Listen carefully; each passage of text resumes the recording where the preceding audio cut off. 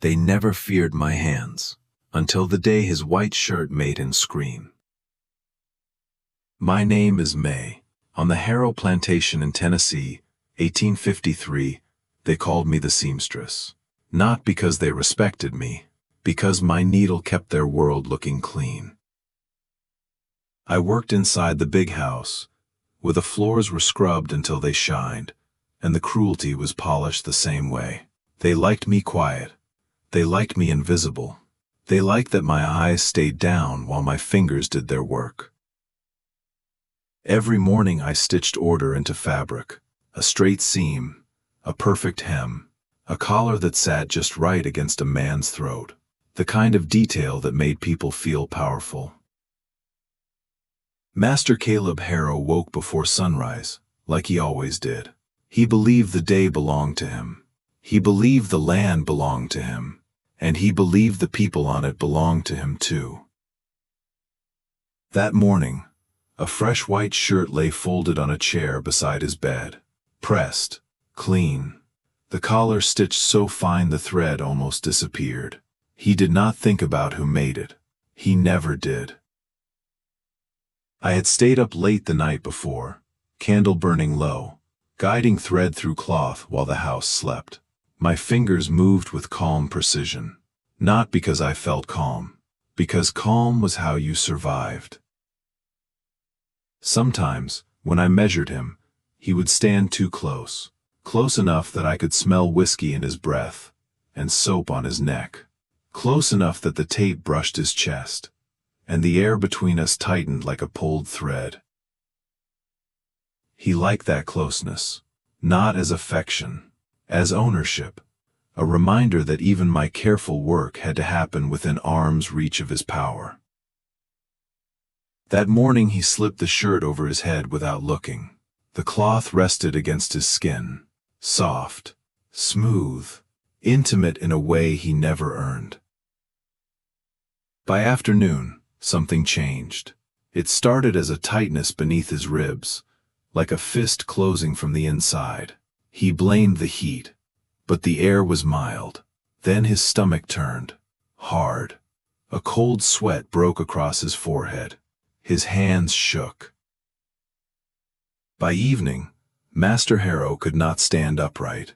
He doubled over in the hallway, one hand gripping the wall like it could keep him alive. Mistress Eliza Harrow screamed for the doctor. The house filled with footsteps, hurried voices, the sharp smell of fear. They carried him into the bedroom, laid him down, pulled the collar open as if air could save him. His skin looked wrong, too pale, too wet. His breath came in short bursts, and every breath sounded like an accusation.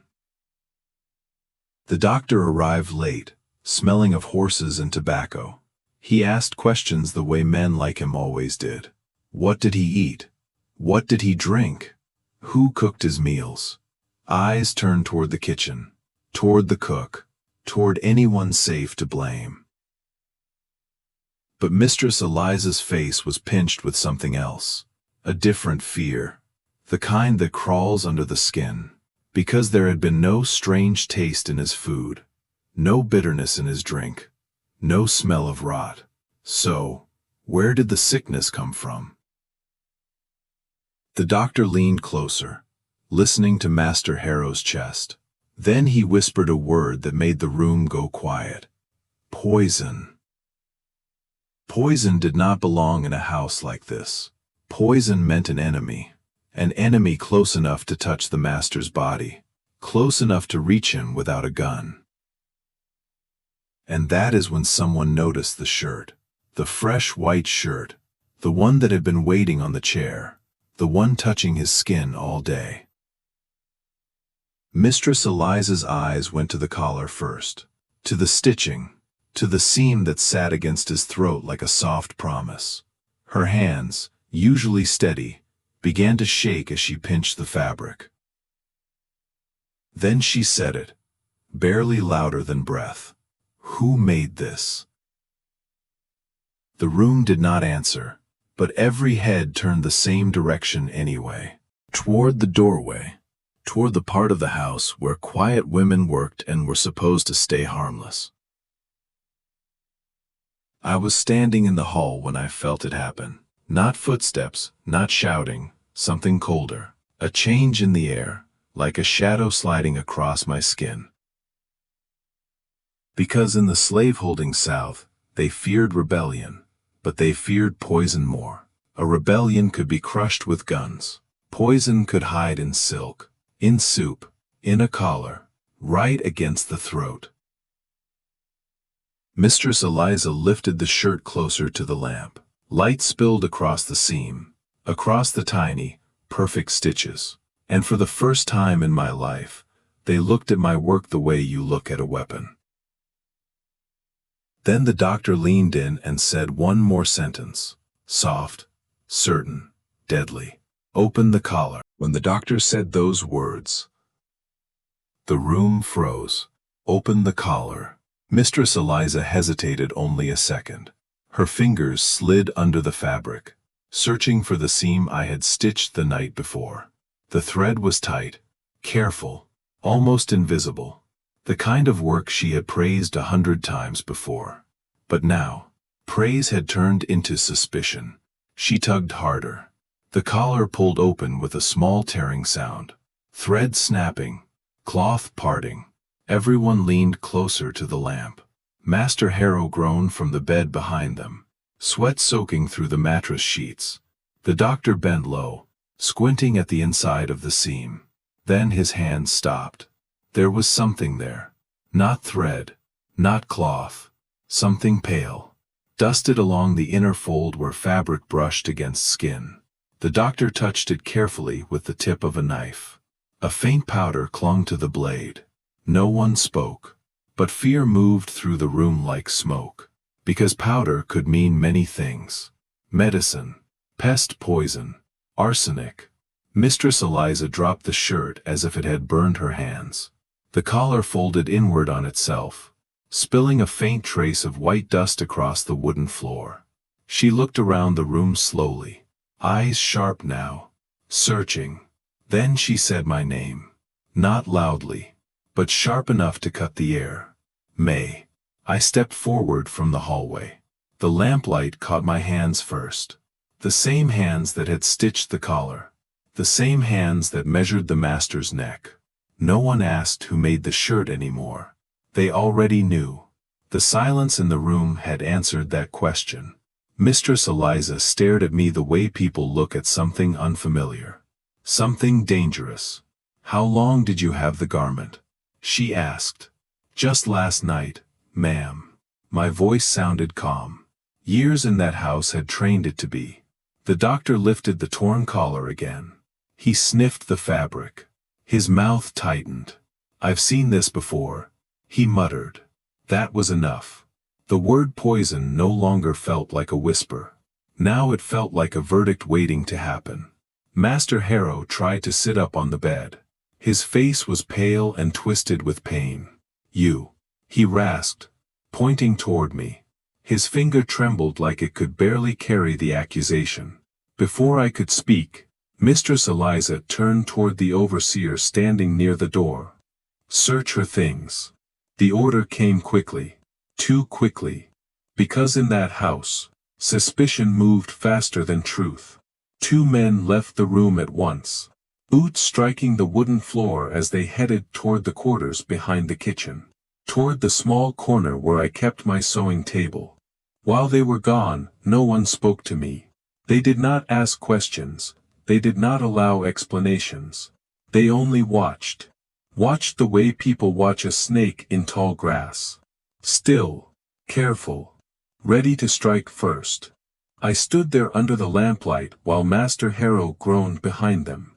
The torn collar lay across the table like a wound, powder still clinging to the seam. Minutes stretched long enough to feel like hours. Then the overseer returned. His boots were dusted with dirt from the yard. In his hand, he carried something small. My sewing box. He set it down on the table in front of the mistress. The same wooden box I had opened every morning for years, the same box filled with needles, thread, scraps of cloth, and the quiet routine of survival. Mistress Eliza did not touch it at first. She looked at me instead. Her eyes were colder now. "You said you worked late last night," she said slowly. "Yes, ma'am." Her hand finally lifted the lid. The hinges creaked softly. Inside lay everything exactly where I had left it. Spools of thread, pins, folded cloth. She began moving through the contents piece by piece. Slow, careful, as if danger might be hiding in something as small as a needle. For a moment, nothing appeared. Just tools, just thread, just the quiet work of a seamstress. Then her fingers stopped. Because beneath a folded scrap of linen, wrapped tightly in a small square of cloth, there was a bundle no one had seen before. The mistress lifted it carefully, the fabric unfolded between her hands, and a thin trail of pale powder slipped onto the table. No one breathed. The doctor leaned closer to the lamp. The overseer's hand rested on the whip at his belt. Mistress Eliza looked up at me slowly, and this time, there was no uncertainty left in her voice. "Where did you get this?" The powder sat on the table between us, pale and quiet. No one touched it at first. Not the mistress, not the doctor, not even the overseer, because suddenly that little pile of dust looked more dangerous than a knife. Mistress Eliza's eyes stayed on me. "Where did you get this?" she asked again. Her voice was softer now, but softer did not mean kinder. Every person in the room waited for my answer. The doctor, the overseer, even Master Harrow, groaning weakly from the bed behind them. I could feel the weight of their eyes like hands pressing against my skin. In that moment, the room felt smaller, the air heavier. Years of quiet obedience had trained me well. I knew the rules of that house. Speak when spoken to. Look down. Never challenge. But the rules had changed now. Because the moment they saw that powder, they had already decided what kind of woman I must be. "A medicine," I said finally. My voice came out steady. "A powder for sickness." The overseer laughed under his breath. A short, ugly sound. "Medicine," he repeated. The doctor leaned closer to the table, studying the powder under the lamplight. He touched it with a metal pin, lifting a few grains. His brow tightened. "This is not kitchen salt," he said quietly. "Nor flour." He rubbed the grains between his fingers, then wiped them slowly on a cloth. "I've seen powders like this before." The room leaned toward him. "What kind?" the mistress asked. The doctor did not answer right away. Instead he looked at me. Long. Careful. The way a man studies something he does not fully trust. Then he spoke the word that changed everything. "Arsenic." Mistress Eliza stepped back from the table as if the powder might jump into the air. The overseer's hand tightened on the whip at his belt. And behind them, Master Harrow groaned again, clutching his stomach. That sound settled the room. Fear turned into anger. "You see," the mistress said sharply. "She tried to kill him." "No," I began. But the overseer cut me off. "Enough." His voice carried the certainty of a man who had already made up his mind. "Chain her." Before I could move, two hands grabbed my arms. Rough. Fast. Iron cuffs snapped around my wrists. The cold metal bit into my skin. The same hands that stitched silk collars now bound like a criminal's. Mistress Eliza folded the cloth bundle again, carefully, as if it were precious evidence. Then she turned toward the overseer. "The sheriff will want to see this." The doctor nodded slowly. "If the symptoms continue, there will be no doubt." No doubt. Those words hung in the air like a sentence already written. They did not ask if I meant harm. They did not ask how the powder reached my sewing box. They did not ask if the sickness had another cause. In that house, truth mattered less than control. And control had been shaken. Within an hour, a wagon stood outside the big house. Lanterns swinging from iron hooks. 2 white men waiting beside the horses. The overseer pushed me toward the yard. The cuffs clanked with every step. Behind us, Mistress Eliza remained on the porch, arms crossed, watching. I could still hear Master Harrow inside the house, groaning through the open window, his breath shallow, his voice weak. The overseer lifted me into the wagon without ceremony. Wood scraped against the iron cuffs. The horses shifted impatiently. "Where are we taking her?" one of the men asked. The overseer spat into the dirt. "County seat." He climbed into the wagon beside me. "The master wants a trial." A trial. The word sounded almost fair. Almost. But in Tennessee, in 1853, a trial for an enslaved woman accused of poisoning meant something very different. It meant a room full of white men. A story already believed. Evidence no one questioned. And most of all, a verdict that had likely been decided long before the wagon wheels ever touched the road. As the horses began to move, the plantation faded behind us. Fields, cabins, the big house glowing faintly in the night. No one spoke during the ride, only the creak of wood, and the slow rhythm of hooves against dirt. Hours later, the courthouse came into view, a square building of pale stone, rising out of the darkness. Lanterns burned along the front steps, and a small crowd had already gathered. Because word traveled fast in places like this. An enslaved seamstress, accused of poisoning her master through the very clothes he wore. The wagon stopped. The overseer climbed down first. Then he pulled me after him, chains clinking. As we walked toward the courthouse doors, I noticed something strange. People were not looking at my face. They were looking at my hands. The same hands that had stitched their coats, their shirts, their collars.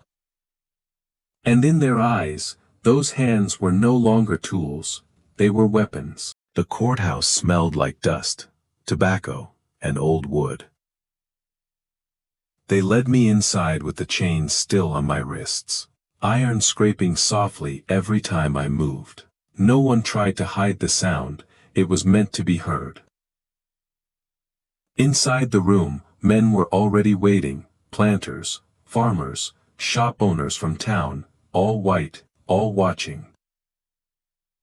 Some leaned against the wall, some sat on the wooden benches, but every pair of eyes followed me as the overseer pushed me forward. To them, I was not a seamstress anymore, I was a warning. The judge sat behind a narrow desk at the front of the room, a thin man with gray hair and tired eyes.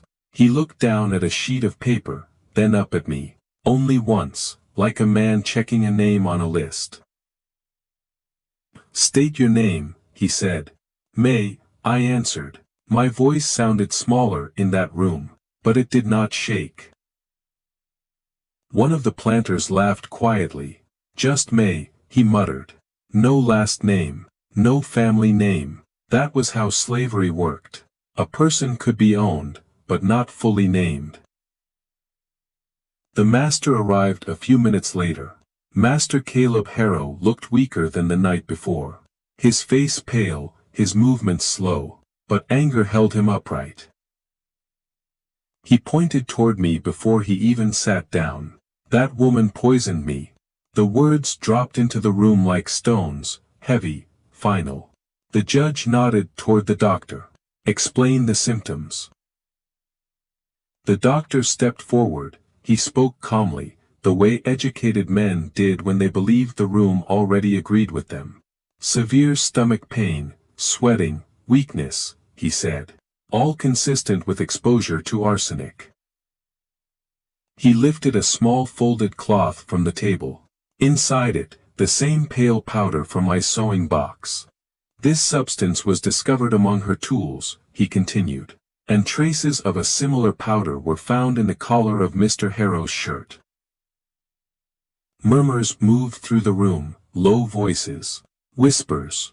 Because a poisoned drink could be explained, a poisoned meal could be blamed on a cook, but poison hidden in clothing, that was something else. That meant the danger had been resting against a man's skin all day, close to his throat, close to his heart. The judge turned toward me again. Did you place this powder in the garment? The question hung in the air. Every person in the room leaned forward slightly, waiting. I could feel the chains around my wrists, cold, heavy. If I denied it, they would not believe me. If I admitted it, they would hang me. The truth had very little space to live in that room. It was medicine, I said quietly, for sickness. A few men laughed. The overseer rolled his eyes, the judge's mouth tightened. Medicine placed inside a collar, he asked. I did not answer, because anything I said would only feed their story. The doctor spoke again. Arsenic is sometimes used in small quantities for pest control, he explained. But exposure through clothing is unusual. Unusual, not impossible. And in that courtroom, unusual was close enough to guilty. The judge leaned back in his chair. He looked at the powder, at Master Harrow, then at me. This court must consider the safety of the community, he said slowly. Safety. That word always sounded different when spoken by men who owned other human beings. If enslaved workers inside a household can secretly harm their masters, he continued, then order itself is threatened. There it was. Not justice, order. The men in the room nodded quietly, because they understood what the trial was really about. Not poison, not truth, control. The judge folded his hands. This court finds the accused guilty of attempted poisoning. The words landed with a dull weight, a verdict spoken almost casually, as if the ending had always been obvious. But the judge did not finish the sentence. He paused, looking toward the group of planters gathered near the wall. However, he said, the matter of punishment must be decided. Execution was one option. Everyone in that room knew it. Poisoning was considered one of the worst crimes an enslaved person could commit. Quiet, hidden, difficult to guard against. Some of the men whispered among themselves. One shook his head, another leaned forward and spoke low to the judge. Because hanging me would send a message, but it would also destroy property. And in that courtroom, I was still property. The judge finally raised his hand for silence. Then he said something that made the room grow very still. This court must decide whether the accused dies here, or disappears somewhere no one will ever hear her name again. The room went quiet after the judge said those words. Die here, or disappear somewhere no one would ever hear my name again. For a moment, no one spoke. The men looked at each other instead, calculating, because even in a courtroom, the value of a human life was measured like livestock. One planter stood near the window, arms crossed over his chest. Hang her, he said. His voice was calm, like he was suggesting the weather. Another man shook his head slowly. That sends the wrong message, he replied. If she dies here, the story spreads faster. A third man leaned forward on the bench. Sell her south, he muttered. Let the cotton fields deal with her. The judge listened to them all, not like a man weighing justice, more like a man settling a business dispute. Master Harrow sat stiffly in his chair, his face still pale, his anger still alive. He wanted revenge. That much was clear. But revenge had a price. and property always came with a number attached to it. Finally, the judge raised his hand again. The whispers died down. The room leaned toward him. This court has reached its decision. I felt the chains around my wrists shift slightly as I straightened. Not in hope, just instinct. The accused will not be executed, the judge said. A few men frowned. Others nodded with quiet approval. Instead, she will be transported and sold downriver. Sold. The words settled into the room like dust. Heavy, permanent. That meant the end of Tennessee. The end of anyone who might remember my name. Mississippi, Alabama, Louisiana. Places where people disappeared into cotton fields so vast they swallowed lives whole. The judge folded his papers as if the matter were finished. Remove her. The overseer grabbed my arm. The chains clanked again as he pulled me toward the door. Behind us, the men in the courtroom had already begun talking about other things. Land prices, weather, horses. My story was finished to them. Just another problem solved. Outside, the afternoon sun felt too bright. The wagon waited again at the bottom of the courthouse steps. The same creaking wood. The same restless horses. Before they pushed me inside, I glanced back once. Not at the judge. Not at the crowd. At my hands. The same hands that stitched collars. The same hands that measured men who believed they owned the world. A needle is a small thing. Thin, ordinary, easy to overlook. But a needle passes through cloth again and again, until the fabric changes shape. Maybe that is why the story of a seamstress frightened them so much. Because it reminded them of something they did not want to admit. That power built on fear is never truly safe. Even a quiet woman with a needle could make an entire house tremble. Years later, people in that Tennessee county still whispered about the seamstress who might have sewn poison into a collar. Some said I was a murderer. Some said I was innocent. The truth faded with time. Records were lost. Memories changed. But one thing remained certain. After that trial, no master in that county ever wore a freshly stitched shirt without first checking the seam. Because once the idea enters a man's mind, that the hands he controls might also hold power, he can never feel completely safe again. And history remembers that kind of fear. If this story made you think, tell us where you are watching from, your city, your country, and remember this. History is not only written in battles and laws. Sometimes, it is stitched quietly into the seams of everyday life.